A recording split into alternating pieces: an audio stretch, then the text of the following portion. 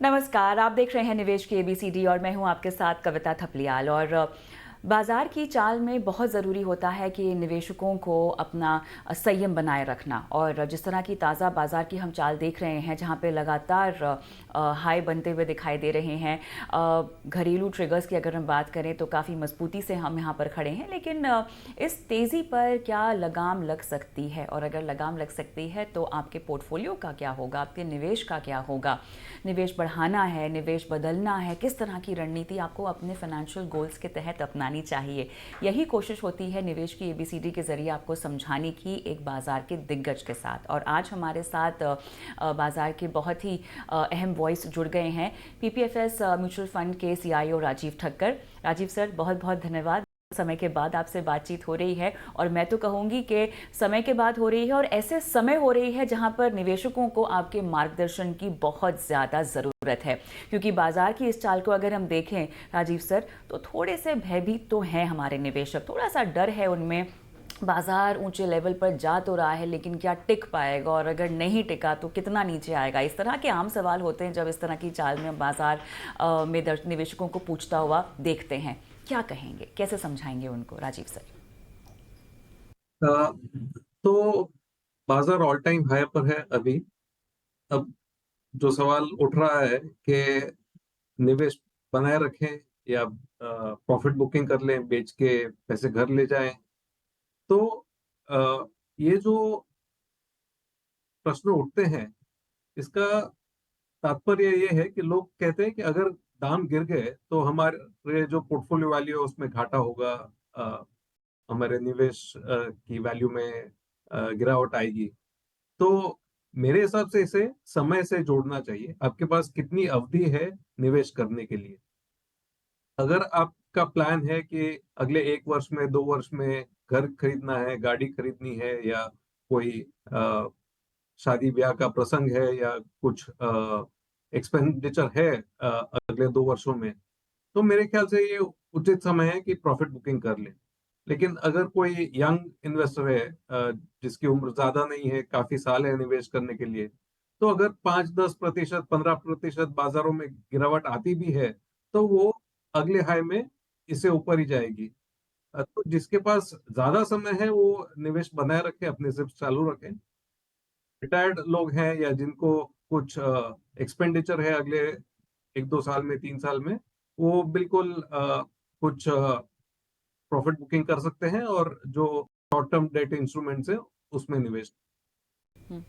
चलिए, हमेशा से बहुत ज़रूरी होता है कि बाजार की जैसी भी चाल हो, आपकी एक रणनीति तय होनी चाहिए, और उस स्ट्रैटेजी पर हमेशा से आपका फोकस भी रहा है। जिस तरह से आप बाजार में निवेशकों को हैंड होल्ड करते हैं, वो सब एक ही ओर इशारा करती है कि आपकी अपनी जो एक फाइनेंशियल गोल है, आपकी जो एक रणनीति है, जो आपके लक्ष्य हैं, उसके तहत आपको बाजार में रहना चाहिए। उस तरह से आपको अपने पोर्टफोलियो को भी डिज़ाइन करना चाहिए। लेकिन पिछले कुछ दिनों में जैसे कि हम देख रहे हैं कि across market caps Rajiv sir बहुत ज़्यादा मुनाफा लोगों ने कमा लिया है। अब ऐसे में भले ही आपने अपना लंबी अवधि का एक पोर्टफोलियो बना रखा हो, क्योंकि फाइनेंशियल गोल्स तो बहुत लंबे लंबे साल के लिए होते हैं लोगों के, क्या इस बीच अगर मोटा मुनाफा आ रहा है, मान लीजिए मिड कैप स्मॉल कैप्स में से निकल के क्या लार्ज कैप में चला जाए, मुनाफा बांधकर उसको रीएलोकेट करने का कोई समय है? ऑब्वियसली डिपेंड करता है कि आपका फाइनेंशियल गोल क्या है, आपकी रिस्क एपेटाइट क्या है, कितने साल बचे हैं फाइनेंशियल गोल पूरा होने में या नज़दीक आने में। लेकिन अगर हल्का हो जाए तो कहाँ कहाँ से हल्का हुआ जा सकता है, जहाँ पर आपको लगता है कि अब बस इसके आगे वैल्यूएशंस पे आपको निर्भर नहीं रहना है? क्या कहेंगे? आजकल ये ट्रेंड चला है और हर बुल मार्केट में ये ट्रेंड चलता है कि लोग एक पर्टिकुलर सेक्टर को पकड़ लेते हैं, सेक्टोरल फंड्स लॉन्च होते हैं और लोग सेक्टर से सेक्टर घूमते रहते हैं। मेरे हिसाब से ये नहीं करना चाहिए। आपने जैसे स्मॉल मिड कैप की बात की, तो वहाँ पे काफ़ी तेज़ी से बढ़त आई है। बहुत सारे केसेज़ में वैल्यूएशंस काफ़ी ऊँचे स्तर पर है। तो जैसे आपने बताया, लार्ज कैप में उतना ओवर वैल्यूएशन नहीं है, लार्ज कैप के वैल्यूएशन फिर भी कुछ रीज़नेबल हैं। अ, कुछ-कुछ सेक्टर्स के दाम इतने बढ़ गए हैं कि फंडामेंटल से उनका नाता नहीं रहा है। काफ़ी ज़्यादा price earning multiple, price book multiple, dividend yield बहुत कम है। कई केसेस में मुनाफा भी नहीं है। तो सावधानी बरतनी चाहिए। अगर आप डायरेक्ट स्टॉक इन्वेस्टर हैं, तो लाइन बाय लाइन देखिए हर एक स्टॉक कि क्या सेल्स है, क्या प्रॉफिटेबिलिटी है, उसका मार्केट कैप अभी क्या चल रहा है। अगर आप डायरेक्ट इन्वेस्टर नहीं है तो और फंड निवेशक हैं तो डाइवर्सिफाइड म्यूचुअल फंड्स में निवेश करें या लार्ज कैप म्यूचुअल फंड्स में निवेश करें।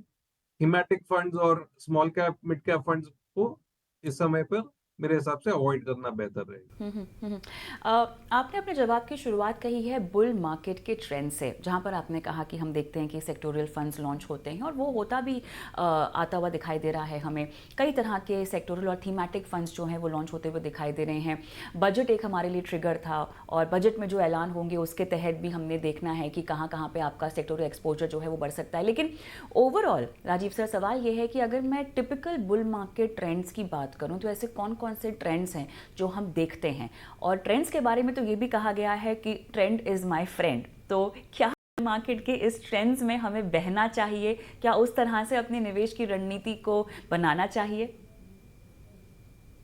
Trend is definitely your friend till it is not. यानी ट्रेंड जी। फेयर वेदर फ्रेंड होता है। हाँ। अगर सही समय में कोई वो ट्रेंड से बाहर नहीं निकल जाता है तो फिर बड़ा घाटा भी हो सकता है। तो पहले तो अ, हम जब लोगों की बात करते हैं तो हर एक वो शख्स जिसके पास डीमैट अकाउंट हो, ट्रेडिंग अकाउंट हो, वो निवेशक नहीं होता है। वो कुछ लोग निवेशक होते हैं, कुछ लोग स्पेक्युलेटर होते हैं। जो स्पेक्युलेटर होते हैं वो ट्रेंड के हिसाब से चलते हैं। वो डिसाइड करते हैं कि आज खरीदना चाहिए, एक हफ्ते बाद बेच लेंगे, इतना मुनाफा होगा, और फिर और कुछ देखेंगे ट्रेड करने के लिए। तो वो ट्रेडर या स्पेक्युलेटर होता है। जो निवेशक होता है वो शेयर लेता है, डीमैट अकाउंट आते हैं शेयर्स, और कई सालों तक पड़े रहते हैं।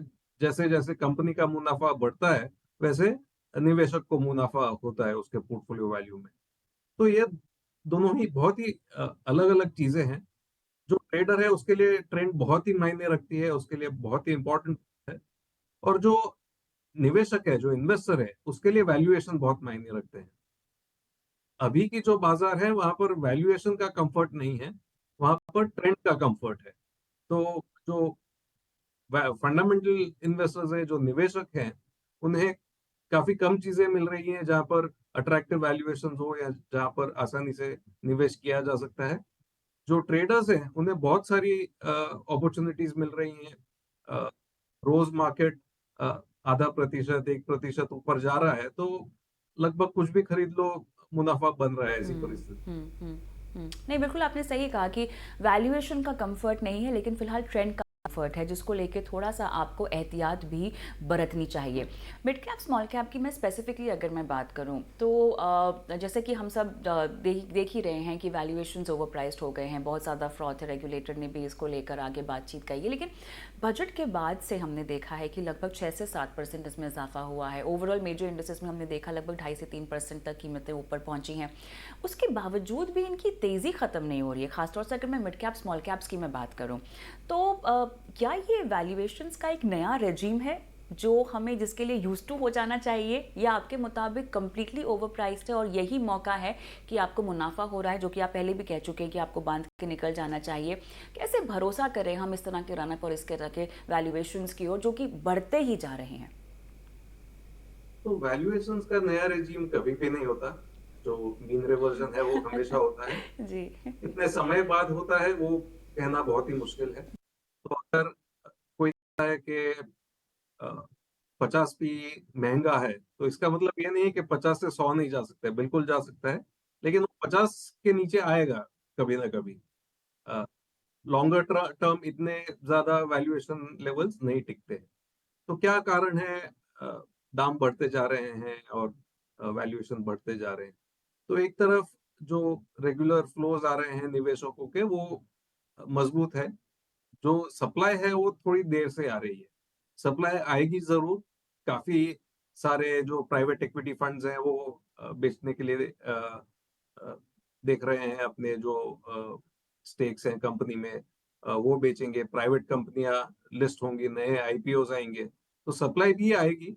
अ, फिलहाल थोड़ा सप्लाई और डिमांड में मिसमैच है। तो ये हम सब्जियों में भी देखते हैं। अगर कभी कभार प्याज के दाम बहुत बढ़ जाते हैं, कभी टमाटर के दाम बहुत बढ़ जाते हैं। तो वो सप्लाई कुछ समय तक कम होती है तो दाम बढ़ जाते हैं, लेकिन अगर दाम ऊपर की स्तर पर रहे तो सप्लाई भी कुछ समय बाद आ ही जाती है। तो वैसी परिस्थिति शेयर बाजार में है। इन वैल्यूएशंस पे सप्लाई भी ज़रूर आएगी। हुँ, हुँ, हुँ।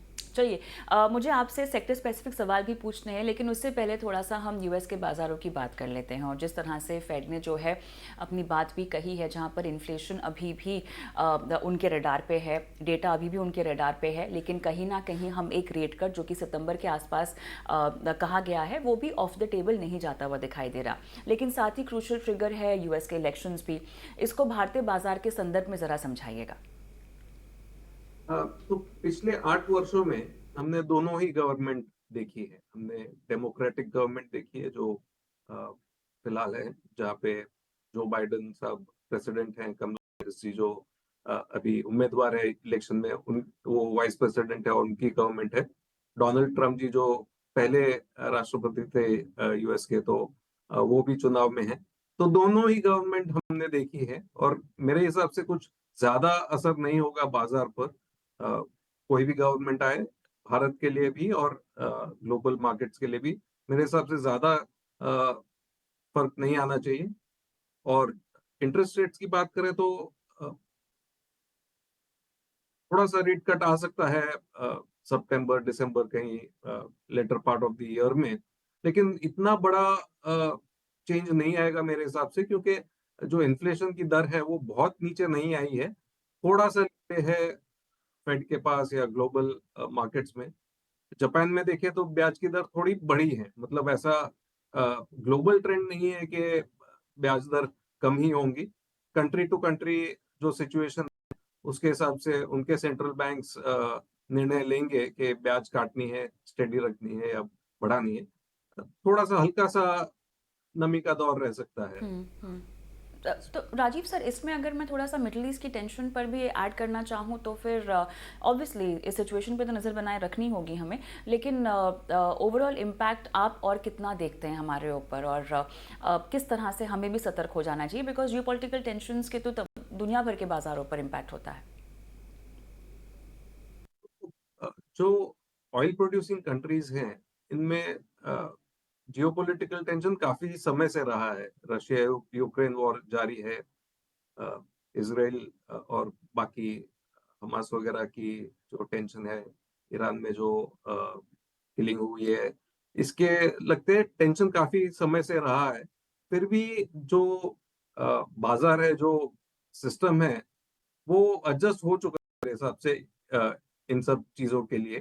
तो तो रशिया पर सैंक्शंस लगे थे, उसके बाद यूएस डॉलर का यूज ना करके ऑल्टरनेटिव करेंसी से कैसे कारोबार चालू रखा जाए, वो एडजस्टमेंट हो चुका है। और वैसे भी जो ऑयल इंटेंसिटी है, जो क्रूड ऑयल, क्रूड तेल पर जो ग्लोबल इकोनॉमी का जो डिपेंडेंस है, वो काफी कम होते जा रहा है। जैसे कि आजकल रिन्यूएबल एनर्जी पर ज्यादा जोर है, धीरे धीरे ट्रांसपोर्टेशन का इलेक्ट्रिफिकेशन हो रहा है। तो मेरे हिसाब से जो ऑयल का इम्पोर्टेंस है जीडीपी ग्रोथ के लिए, वो सालों साल नीचे आ रहा है। तो मेरे हिसाब से इतनी चिंता की आवश्यकता नहीं है और जो एडजस्टमेंट्स है वो हो जाएंगे टेंशन बढ़ने पर भी। ऑलराइट, चलिए अब थोड़ा-सा भारतीय बाज़ार और सेक्टर स्पेसिफिक बातें भी करना चाहते हैं। हालाँकि आपने बताया कि जिस तरह का हल्ला होता है मार्केट में, उस हल्ले में आपको बहना नहीं है और बहुत सतर्कता भी बरतनी है क्योंकि ऐसे में मुनाफ़ा कमा कर देने वाले लोग बहुत ज़्यादा निकल जाते हैं अचानक से, जो कि हम होता हुआ भी देख रहे हैं। तो सेक्टर स्पेसिफिक चाल अगर किसी को फॉलो करनी हो, मान लेते हैं ऐसा कोई निवेशक है जो समझता है कि जोखिम कितना है और एक कोर पोर्टफोलियो आपका तैयार हो, सैटेलाइट पोर्टफोलियो की स्टेज तक आप पहुंच चुके हैं जहां पे थोड़ा सा रिस्क आप उठा सकते हैं बशर्ते आप समझे कि कितना रिस्क है, तो उस तरह के निवेशक के लिए आपकी सेक्टर स्पेसिफिक सलाह क्या होगी? कौन से सेक्टर्स हैं जहां पर आप फिलहाल उसको अपने पोर्टफोलियो में डालना चाहते हैं? कौन से ऐसे सेक्टर हैं जहां पर आपको लगता है कि अब हट जाया जा सकता है? जो बैंकिंग क्षेत्र है उसने पार्टिसिपेट बिल्कुल ही नहीं किया है बुल मार्केट में। यानी काफी सारे दाम प्री कोविड लेवल से थोड़े ही ज्यादा है। जो प्रॉफिट ग्रोथ आया है उसका शेयर प्राइस में रिफ्लेक्शन नहीं दिख रहा है। तो एक बैंकिंग ऐसा क्षेत्र है जहाँ पर वैल्यूएशन अभी भी काफी कंफर्टेबल है। जो आईटी सर्विसेज हैं उसमें हालांकि थोड़ी बहुत बढ़ोतरी आई है, लेकिन जो नरेटिव है या जो चर्चा है वो ऐसी रही है कि आर्टिफिशियल इंटेलिजेंस के आते हुए डिमांड कम हो जाएगी और इनके मुनाफे नहीं बढ़ेंगे। तो आईटी सर्विसेज में लोगों ने सावधानी बरती है, तो वहां पर भी कुछ अपॉर्चुनिटी हो सकती है। जो सेक्टर्स काफी अ, ऊपर जा चुके हैं, जहाँ पर थोड़ी सावधानी बरतनी चाहिए, वहां पर मुझे लगता है जैसे कि रेल रिलेटेड स्टॉक्स हैं, या जैसे कि रिन्यूएबल एनर्जी रिलेटेड स्टॉक्स हैं, या डिफेंस रिलेटेड स्टॉक्स हैं, कुछ पीएसयूज हैं। तो उसमें काफी शेयर प्राइस बढ़े हैं और वहां पर थोड़ा कॉशियस रहने की जरूरत है। हम्म, चलिए, अब थोड़ा सा हम बात करते हैं स्पेक्यूलेशन की। मेरे ख्याल से क्योंकि निवेशक आपकी बात को बहुत समझते हैं, आपकी बात में वजन होता है और उन्हें मार्गदर्शन मिलता है। तो क्योंकि स्पेक्यूलेशन बहुत ज़्यादा बढ़ता हुआ तो हम देख ही रहे हैं, और मेरे ख्याल से दुनिया भर की इकोनॉमीज़ में जहाँ पर हम कैपिटल मार्केट्स की बात करते हैं तो स्पेक्यूलेशन जैसी चीज़ से आप बच नहीं सकते हैं। लेकिन ऐसा नहीं है कि आप जैसे स्टेक होल्डर्स को इस बात के बारे में पता नहीं है, रेगुलेटर को संज्ञान नहीं है, सब कुछ हो रहा है। रिसेंटली हमने कंसल्टेशन पेपर भी आता हुआ देखा है एफएनओज पर। इसको अगर हम मोटे तौर पे समझना चाहें, जो कदम उठाए जा रहे हैं और जो कदम इससे ज़्यादा और उठाए जा सकते हैं, कैसे आप इसको एनालाइज करेंगे? एक तो ये स्थिति कितनी गंभीर है, जो कि काफ़ी हद तक गंभीर है। अगर रेगुलेटर कह भी रहे हैं कि लोगों की सेविंग्स जो है स्पेकुलेशन में जाती हुई दिखाई दे रही है और अधिकतर ज़्यादा लोग नुकसान भी उठा रहे हैं उसको लेकर, तो गंभीरता सिचुएशन की तो बिल्कुल है। लेकिन साथ ही राजीव सर, हम एक ऐसा भी तबका निवेशकों का देख रहे हैं, खासतौर से जब हम युवाओं की बात करते हैं, तो युवा ऐसे भी हैं जो कि एफएनओ कर रहे हैं, क्रिप्टो कर रहे हैं, उनको म्यूचुअल फंड्स का भी ज्ञान है, वो सोने में पैसे लगाना चाहते हैं। तो ये तो कच्ची पक्की जो हमारी तस्वीर है स्पेकुलेशन को लेकर, इन्वेस्टमेंट को लेकर, इसका विश्लेषण आप कैसे कर रहे हैं और कितने और कठोर कदम क्या हम उठाने की स्थिति में हैं? कविता जी, जो स्पेक्युलेटिव टेंडेंसी है या जो गैम्बलिंग टेंडेंसी है, ये सदियों से चली आ रही है। अगर हम हमारे स्क्रिप्चर्स देखें तो महाभारत में भी गैम्बलिंग का रेफरेंस है, और एक तरह से महाभारत हुई इसलिए क्योंकि गैम्बलिंग हुआ था। तो अ, लोग या तो एफएनओ में स्पेकुलेट करेंगे, लोग ऑनलाइन एप्स डाउनलोड करके, या फिर फैंटेसी क्रिकेट में गैम्बल कर रहे हैं, या क्रिप्टो में करेंगे। यानी बियॉन्ड द पॉइंट इसे रोक नहीं सकते हैं। और दूसरी चीज ये है कि जो अ, व्यक्ति ये कर रहा है उसे क्लियरली पता है कि ये गैम्बलिंग है, और दूसरी चीज इन्वेस्टिंग। तो एक ही शख्स के पास bank fix deposit, life insurance policies, PPF account, mutual fund account भी होगा, और शायद वो एफएनडो में ट्रेडिंग भी करता होगा, और उसे कहीं ना कहीं ये समझ है कि ये जो है वो स्पेकुलेशन है, गैम्बलिंग है, और वो दूसरी चीज है वो सेफ्टी और इन्वेस्टमेंट के लिए है। तो डेफिनेटली इसे डिस्करेज किया जा सकता है, या इससे थोड़ा मुश्किल किया जा सकता है। अ, कुछ कदम उठाए गए हैं, जैसे कि हमने अ, जो नंबर ऑफ ऑप्शंस है बाजार में उसे कम कर दिए हैं, तो स्पेकुलेशन के जो मार्ग है वो कम हो जाए। एससीटी पर इंक्रीज किया गया है। तो ऐसे कुछ कदम उठाए जा सकते हैं, मार्जिन बढ़ाए जा सकते हैं, लेकिन इसे पूरी तरह से बंद तो नहीं किया जा सकता। एक मुझे आपसे सवाल पूछना है जो कि चर्चा में है और कई बार मेरे ख्याल से आपसे पूछा भी जा चुका होगा। 250 रुपये की एसआईपी, सैशे एसआईपी है। देखिए, इस बात में कोई शक नहीं है सर कि सहूलियत बढ़ जाएगी लोगों के लिए। ठीक है, लोगों को जैसे कि अभी भी लगता है कि अगर निवेश करना है, इन्वेस्टमेंट करना है, तो बहुत ज़्यादा पैसों की ज़रूरत होगी। लेकिन आप शुरुआत 250 रुपये से कर सकते हैं, ये आपको इनकरेज करेगा। सवाल यहाँ पर यह है कि आप केवल 250 रुपये पे ना रुक जाएं, कंफर्ट को समझकर, है ना? क्योंकि मान लीजिए आपका लक्ष्य है 1 करोड़ कमाने का, तो ₹250 में तो आपको सालों साल निकल जाएँगे उतने लक्ष्य तक पहुँचते-पहुँचते। तो भले ही ये एक बहुत बढ़िया कदम माना जा रहा है इंडस्ट्री की तरफ से भी, हालाँकि उसको लेकर अपनी भी एक टेक्निकैलिटीज़ हैं और जटिलताएँ हैं जो चर्चा में हैं। पर एज़ अ कॉन्सेप्ट बढ़िया है, लेकिन उसके अमल में आपको बहुत ज़्यादा हैंड होल्डिंग करनी होगी निवेशकों की। ₹250 से कैसे अपने निवेश को आगे बढ़ाना है, इस तरह की समझ लेना बहुत ज़रूरी होगा। क्या कहेंगे? बिल्कुल कविता जी। तो अ, इसके इम्प्लीमेंटेशन में काफ़ी अड़चनें हैं जो कुछ समय में दूर होगी तो हम लॉन्च कर पाएँगे इसे। लेकिन जैसे आपने बताया कि अ, अगर आप ₹250 से शुरू करते हैं तो जो आपकी फाइनल वैल्यू होगी निवेश की, अगर आप 500 करते हैं तो वो डबल होगी। तो ऐसा नहीं है कि जो चीज़ पहले ₹1000 में आप कर पा रहे थे वो 250 में कर पाएँगे। आपका अगर 1000 के बदले आप ₹250 डाल रहे हैं तो आपका जो फाइनल वैल्यू होगा वो 1/4 पर ही होगा। तो आपके लक्ष्य के हिसाब से आपको एलोकेशन करना है।